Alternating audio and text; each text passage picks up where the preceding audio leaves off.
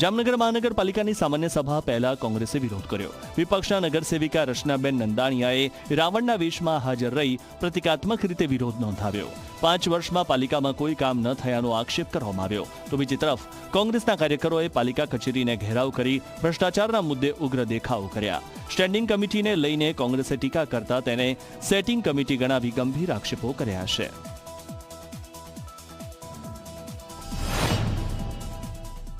ખરી રીતે રાવણ રાજ ચાલે છે।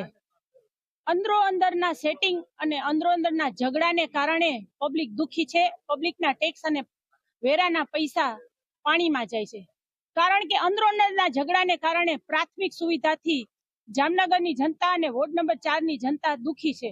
આજ અમારા વોર્ડ નંબર 4 નો નગરસીમ વિસ્તાર હાથણી વિનાયક પાર્કમાં નદી કાંઠે અને ભીમસ 1, 2, 3 માં પાણીની સુવિધા, ત્યાર પછી ભીમસ 1 નંબરમાં જે ભૂગર્ભનો પ્રશ્ન છે, આ બધા પ્રશ્ન આ લોકો જોઈ લેશું થઈ જશે। જામનગરના જનતાને જે વેટ રૂપે પૈસા આવે છે, એમાં જે ટેક્સ બને છે, એમાંથી રોડ બને છે, ભૂગર્ભ ગટરો બને છે, સફાઈના કામ હોય, કચરાના કામ હોય, એક પણ એવું અહીંયા બિલ્ડિંગમાં એક પણ એવી શાખા નથી કે જેમાં ભ્રષ્ટાચાર ના થયો હોય।